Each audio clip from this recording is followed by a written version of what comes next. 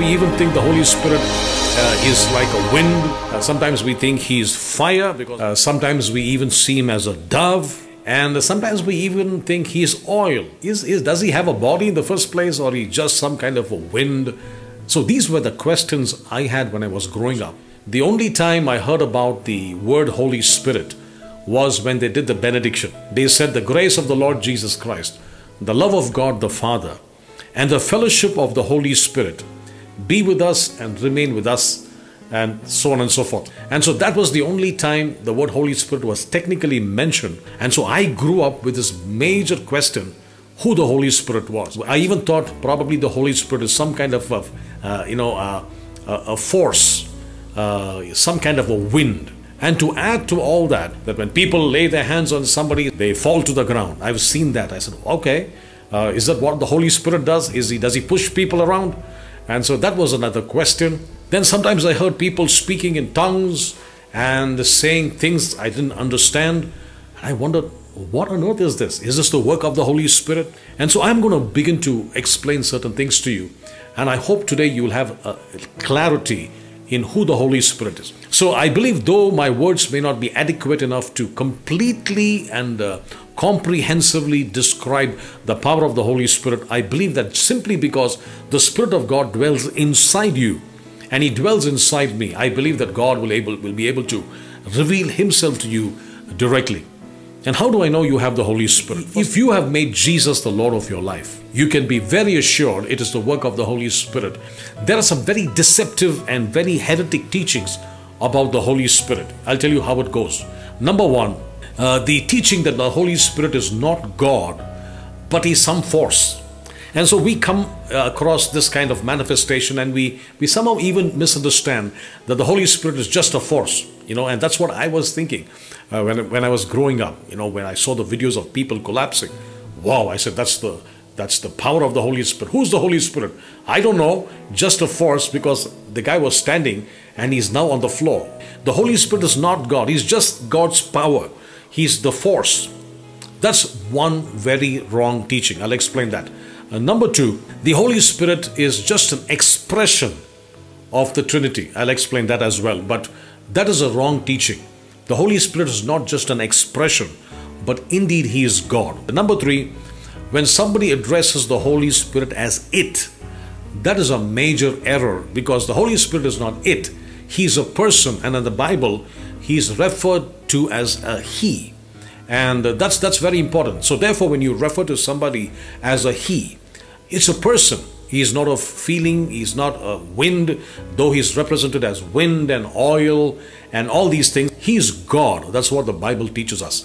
The Holy Spirit is not here to give us chills and thrills and entertainment. I've seen some ridiculously crazy things which is attributed to the Holy Spirit. People doing crazy things, running helter-skelter, doing all kinds of things. I'm not getting into that. But anything without decent order, I very much doubt it's the work of the Holy Spirit. Everything has to be holy, and that's the reason why he is called the Holy Spirit. Anything which is unholy, whatever the manifestation may be, you need to take a good look at that to see if it's the Holy Spirit or some other spirit operating in the name of the Holy Spirit. The Holy Spirit is God, and he's not there to give us thrills and chills. He's not in the entertainment business. There's nothing wrong in you feeling good in a meeting when the Holy Spirit is present. But my point is, he's just not there to give you some chills and to make you feel good and then you would go back home. That's not his purpose. That's not his plan. The Bible says he's eternal. That means forever, everlasting to everlasting, he's God. If you want to write it down, Hebrews 9 and verse 14. He's called the eternal Spirit. No beginning, no end. You see, we can somehow identify ourselves with Jesus. Because we read the Bible, we see Jesus walked on the shores of Galilee. He healed people. They put him on a cross. You have these movies which show him hanging on the cross. And so we kind of identify with Jesus. But when it comes to the Father, we know, because Jesus addressed the Father in heaven, can get the picture of the Heavenly Father in our minds. Holy Spirit, we don't even know. Technically, I personally believe the Holy Spirit has a form. He's not some wind, because when he's a person, and therefore there is a form. Number two, the Bible says He is omnipresent. That means the Holy Spirit is everywhere, any given time. He's right now here where I'm preaching, and He's right with you where you are. Like Psalm 139 verse 7 says, where can I go from your spirit? The psalmist said, or where can I flee from your presence? He's omnipotent. That means He's got all power. I've got verses, but I'm moving forward. And the Bible says He's also omniscient. 1 Corinthians chapter 2 verse 10. God has revealed them to us through His Spirit. For the Spirit searches all things, the deep things of God. The plans and the purposes for you, which is planned by God, the Spirit of God will begin to open it for you. So the Holy Spirit is so very, very important. Many years ago, I was sitting in a church on a Sunday evening. There were about 5 people in the church. It was a school auditorium that we were using. So the guy comes into the church, sits in church for about 3 to 5 minutes, and he's weeping, and then he leaves, and he's going out of the compound, out somewhere on the road. My friend Jerry and I, we went to his house, and we met him. And I knew in the very first shot, this guy was not normal. He was, I think, either on alcohol or he was on some kind of a drug. So I began to talk to him about, I said, see, I was into drugs and I accepted Jesus. And I was about to say that he's talking erratic stuff. The guy is high. So I told Jerry, you know what? I don't think this is going to work out because I'm talking A, this fellow's talking Z. He's in a different, zoned out in a totally different world. I said, what we will lose, Jerry? I mean, we are wasting time here. Let's just pray and go. And I just said this. I said, Lord, I don't know what to do. Because I honestly didn't know what to do. I didn't know how to proceed on further because this guy was high as a kite, And then as I closed my eyes, I said, Lord, I don't know what to do. Do something. I just saw this Anand as if somebody yanked him from my hand, like pulled him out. And then when I opened my eyes, I saw the guy about 5 to 6 feet away in the corner of the terrace. He's telling me, hey, what did you put inside my mouth? What did you put in? And Jerry is equally shocked, and I'm equally shocked. I didn't know what is happening. What did you put in my mouth? I said, Anand, what happened? This guy becomes normal. The very next second, all this drunkenness and all this red eyes left, and the fellow is normal. And I said, whoa, what on earth really happened? I didn't know what happened. That's the first encounter I personally had with the manifestation of the Holy Spirit. The second encounter I had with the Holy Spirit is when this brother's name was Alvin, very much my senior. So he laid his hands on my head and he began to pray. When he began to pray, he started speaking gibberish, and that's what tongues is to a person who does not understand what tongues is. And then I began to kind of feel a little twist and turn in my tongue, and without my knowledge, I am speaking some syllable which again I'm thinking, what on earth is wrong with me? So that was my second encounter. Later on, my own auntie, both of them are my uncle and aunt, and then they began to pray and they laid their hands on me. I began to burst out. The Bible says rivers of living water. And you see, I'm telling you all this just to encourage you that what I saw is my real experience. It's an experience in my life. I did not know much of the Bible, though I started reading my Bible. But I began to see that something amazing took place. And that was the God, the Holy Spirit, taking control of my life. And thank God for that gift. I mean, I'm talking about some amazing things like this. And then it is the Lord, the Holy Spirit, who's actually doing the miracle and touching the lives of people. And above all, the greatest miracle, by the way, is not just healing of the body. It's a change of hearts. I just shared about Jesus. I said, listen, there are only 2 places to go, heaven and hell. How many of you want Jesus? 5-minute short message. There were so many souls who had lifted their hands and said, I want to accept Jesus. That is the day I knew it is not my work. It's not because of great preaching of Sandeep Daniel. No, just 2 lines. It's the work of the Holy Spirit. But I want you to please write these things down. All what I'm going to say is going to start with G. All right, number 1. Write this down. G stands for God. The Holy Spirit is God. He's not a feeling. He's not some, tingling sensation. You see, the manifestation of the Holy Spirit can occur in this kind of a manner. A warmth and all kinds of things. But I would personally recommend that we don't go and do anything based on some feeling. It's a fact. The Spirit of God is reality. There should be a change. There should be a tangible change of a life of a person. And that's the key. Number 2, the Holy Spirit is our greatest gift. If you want a gift, the Father in heaven and Jesus, the Son of God, He sends us the most precious gift. Luke's Gospel, chapter 11, verse 13. The Bible says, the last line, how much more will your heavenly Father give the Holy Spirit to those who ask Him? A couple of things under the gift. What is His ministry? Number one, we can write this down. He dwells inside you. John chapter 7, verse 37 to 39. I'm not going to read it because of time. Write this down. He dwells in you. You would notice the worship leader beginning the service and said, let us welcome the Holy Spirit. And so he would sing a song or two, and then we have these songs where we somehow begin to feel that the Holy Spirit, when you say, welcome Holy Spirit, Varum Tuya Aviye, and these kind of songs, we somehow feel the Holy Spirit, is slowly descending into our church services. And then when we finish the services, He departs back. That's a very wrong understanding. The Holy Spirit never comes and goes. He used to come and go in the Old Testament. There's nothing wrong in acknowledging and saying, Holy Spirit, I acknowledge your presence. As a matter of fact, right now, as I speak to you, the Holy Spirit is right there with you. He's in you. He's around you. He's everywhere. He doesn't come and go. All right? That's a very wrong misconception. Right. So He dwells in you. Number two is John's Gospel, chapter 14, verse 16. I need to spend some time in that. He is called my helper. He is not going to initiate anything. You are going to initiate things, and He is called to help you finish the task. You know what I mean? That's very important. Some of us are waiting on the Holy Spirit. No. You are supposed to do what God has called you to do, and then the Lord, the Holy Spirit, will help you to complete the task. He is called the helper. That's His major ministry. The Bible says He will give you another helper. Watch this. He may abide with you forever. He will abide with you forever. Again, John chapter 14, verse 26. The helper, the Holy Spirit, whom the Father will send in my name, He will teach you all things and bring to remembrance all things that I said to you. Watch these words.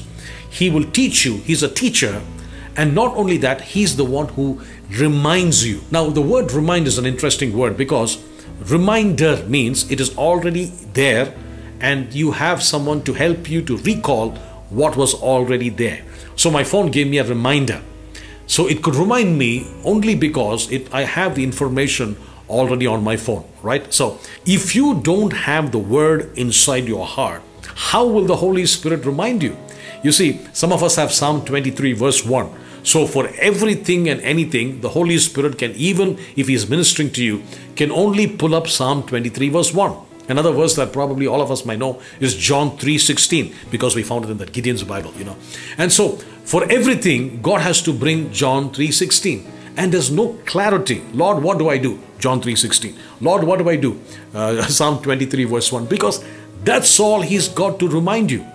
So if you want the Holy Spirit to remind you and teach you and bring clarity to you, you make sure you put the Word of God inside your heart so that He can pull out those words and remind you of that. Suppose you're going through a trial in life. The Word of God contains everything pertaining to your problem. And so the Holy Spirit can reveal that to you. Next, He witnesses to you. Hebrews chapter 10 verse 15 says, the Holy Spirit also witnesses to us. He witnesses to you that you're a child of God. When the devil says you're a good for nothing, you say, no, you are washed by the blood of Jesus. He witnesses to you.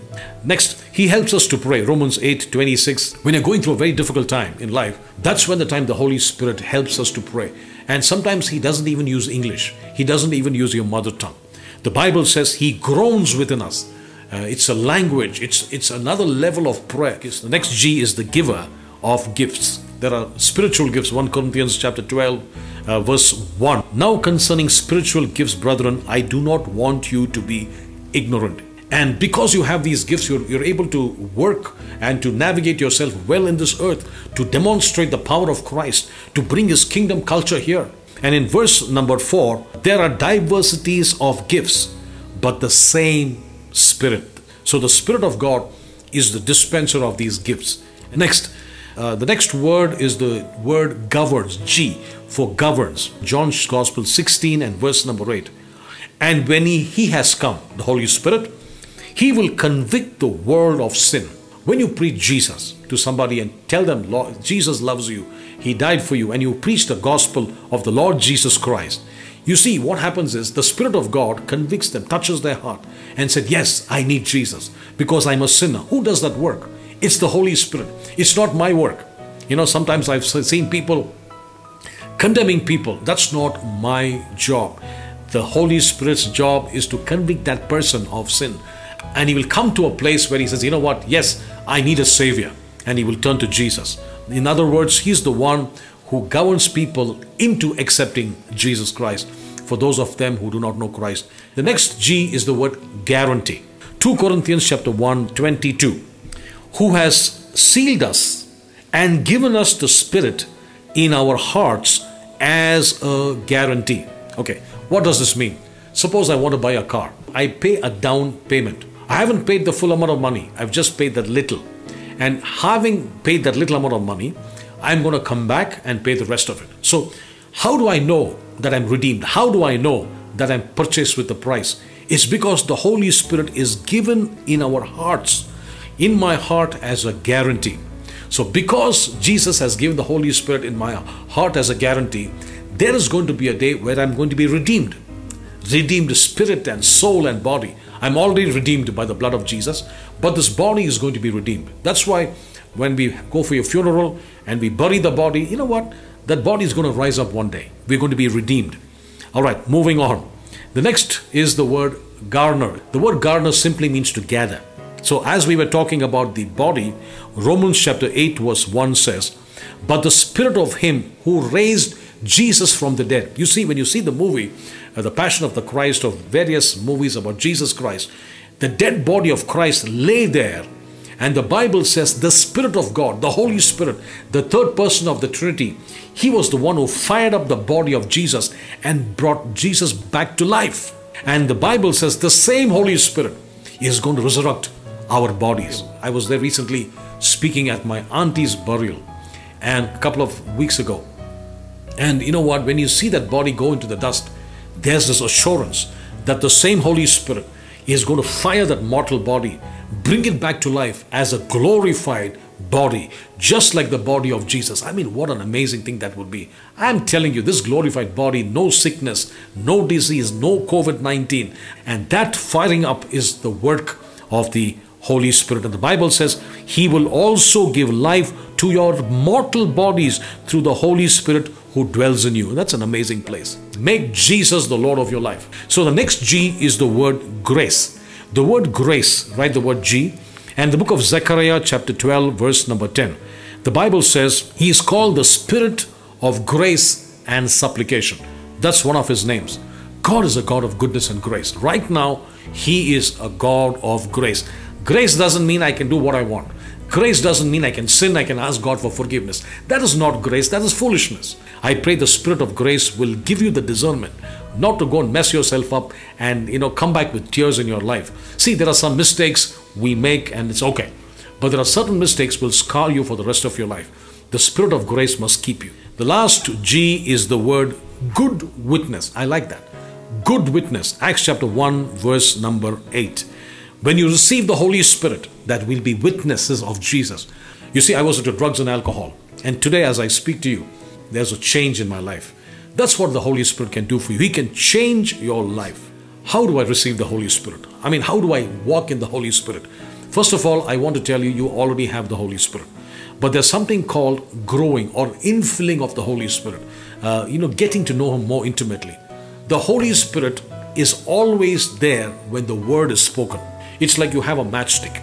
You may have the matchstick and throw it on the floor. Nothing is going to burn. Though the flame burns, it's going to die down. Why? Because there's nothing to fuel the fire. So, but in case I have some petrols, I have some dry grass or some kind of a combustible material, I throw this, it catches fire. So the Lord told me that is the word.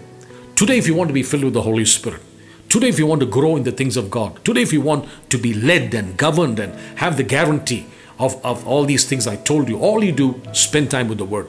Take the word diligently. That's why I do these daily devotions. I am preaching in and out through Zoom and everywhere else. Point is, the word has to go. Wherever the word is, the Spirit of God will come. The Bible says in the beginning, God created the heavens and the earth. The earth was without form and void, and darkness was upon the face of the deep. There was chaos. There was confusion. And the Lord said, watch the word of God, and the Lord said, let there be light. And the Bible says, and the Spirit of the Lord hovered over the face of the water. So, word, the Holy Spirit. You know the story of the foolish virgins and the wise virgins? Who was the wise virgins? The one who had the flame and the oil. What is the flame? Psalm 119, 105. Thy word is a lamp unto my feet. The lamp is the word. But the lamp cannot burn without the oil. The oil is the Holy Spirit. And therefore, with this combination, the Holy Spirit will be with you. He will guide you. He will speak to you. He is the Spirit of God. He will speak to you through your spirit. And He's a person. Just like a friend, He's a person. So if you lift your voice and say, Lord, Spirit of God, speak to me. I want to hear your voice. He will speak to you. But I made a mention, how does He come to you? Get to the Word. Spend time with the Word. Once the Word becomes your daily routine, it's like fuel. The Spirit of God will come, ignite you, fire you up, and I'm telling you, people will come to watch you burn. Okay, let's just close our eyes, lift your hands, and begin to pray. All of you make a decision in your heart. Lord, I'm going to spend time with the Word every day. I know that I'm busy. I know you guys are busy. You got classes, you got work. I mean, some of you are so very busy. But I want to tell you, there's nothing as busy as not to get the Word of God in your life. Because that is food. That is your sustenance. And today, I don't know who the Lord is speaking to you. You see, when you're so busy and running without the Word, there is going to be a catastrophe. Simply because of lack of Word, you won't be able to go further. It's like saying, I'm so busy, I have no time to fuel my two-wheeler. I'm too busy, I have no time to put petrol in my car. What will happen? You're going to stall in the middle of somewhere. Today, my brother, my sister, get that word, my friend. Nobody is busy as not to eat. Nobody is busy as not to take some rest. You know what I mean? Today, it's your duty to take the word and say, Holy Spirit, give me the grace to put the word in my heart. Because you are the one who can fuel the word up. And thank you, Holy Spirit. You're with me, you're in me, you pray with me, and you remind me, you are my friend. And so every morning begin to say, Holy Spirit, I thank you for being with me. Lead me today. Avoid me from all these pitfalls, from that wrong relationship. The Bible says, do not grieve the Holy Spirit. So don't grieve the Holy Spirit. He is God. And I pray for those of you who do not know Jesus as the Lord of your life. I know you're attending this meeting, but this is an evangelist speaking. You need to make Jesus the Lord of your life. And do you have the assurance you will see Jesus face to face? If you have that assurance has come from the Holy Spirit. But if you don't have the assurance, cry out to the Lord Jesus Christ and say, Lord, save my soul. So I want to thank you for everything that you have done, Lord. And we thank you for this time. We bless every person watching. In Jesus' name I pray. Amen.